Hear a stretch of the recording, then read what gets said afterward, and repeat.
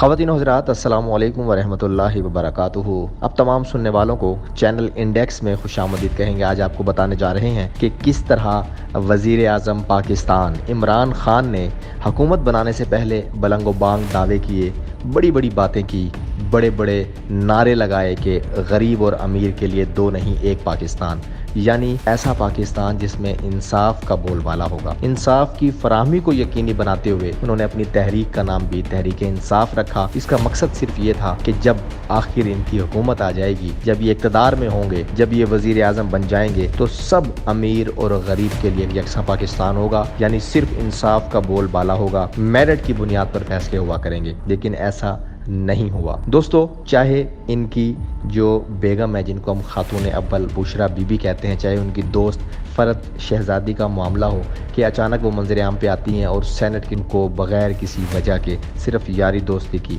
सिर्फ ताल्लुक़ की बुनियाद पर मिल जाती है। इसी तरीके से इनकी जो वज़ीर हैं, बड़ी मशहूर व मारूफ वज़ीर हैं, सूबाई वज़ीर सेहत डॉक्टर यास्मीन राशिद, उनकी बेटी का केस भी सामने आया है।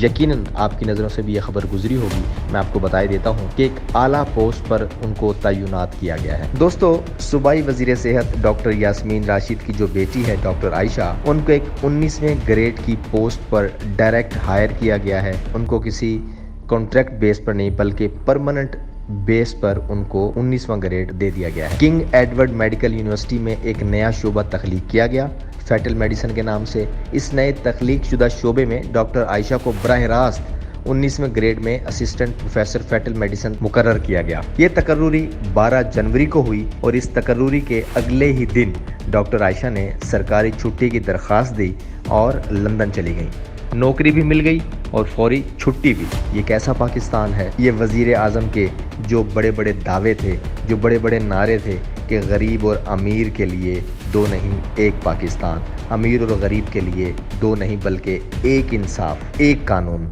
ख़वातीन हज़रात, ये किस तरीके का कानून है कि जहाँ गरीब का बच्चा सिसकता है, बिलकता है, लेकिन वो सरकारी नौकरी हासिल नहीं कर पाता। जैसे गुज़श्ता दिनों बेशुमार खबरें, बेशुमार ऐसे केसेस सामने आए कि पंजाब पब्लिक सर्विस कमीशन की जो सरकारी असामियाँ थी उनको इनके सरकारी अफसरान ने बेचा और वो पकड़े भी गए और अब वो कानून की हिरासत में भी हैं। इस तरह बेशुमार मामला सामने आ रहे हैं जहाँ गरीब का बच्चा पढ़ लिखने के बावजूद भी एक सरकारी अच्छी नौकरी हासिल करने के लिए दर्जनों किस्म के पापड़ बेलता है। और वहीं ये जो मिनिस्टर्स की औलादें हैं, ये जो उमरा के, ये जो वुज़रा के बच्चे हैं, ये किस तरीके से बैठे बिठाए 19वें ग्रेड की पक्की नौकरी हासिल करते हैं और फ़ौरन छुट्टी की दरखास्तें देते हैं और बैरून मुल्क निकल जाते हैं। ख़वातीन हज़रात, ताकतवर की नौकरी के लिए शोबे ही नहीं तश्कील दिए जाते। क्या हुआ जो पहले किसी और शोबे में कोई गुंजाइश नहीं है तो? और गरीब का बच्चा खाली असामियों पर तयनाती के लिए भी धक्के खाता रहता है। इससे पहले इन्हीं डॉक्टर आयशा को फातिमा जिन्ना यूनिवर्सिटी में यही नया शोबा तश्कील देकर नौकरी पर रखा गया था। नजरअंदाज किए जाने वाले उम्मीदवारों ने शोर मचाया और एहतजाज किया तो ये नोटिफिकेशन रोक दिया गया। ये बात तो आई गई हो गई, तो अब वही कार्रवाई किंग एडवर्ड में डालकर डॉक्टर साहिबा की नौकरी को पक्का किया गया है। ये भी याद रहे कि डॉक्टर साहिबा को कॉन्ट्रैक्ट पर नहीं बल्कि सीधा मुस्तकिल बुनियादों पर 19वें ग्रेड की मुलाजमत फराहम की गई है। एक दिन नौकरी होती है, अगले दिन तवील रुखसत की दरखास्त दी जाती है और मेरिट पर छुट्टियों की ये दरखास्त भी मंजूर कर ली जाती है। तो दोस्तों, वजीर की बेटी की तैनाती के लिए दो मुख्तलिफ यूनिवर्सिटियों में दो नए शोबे तख्लीक किए गए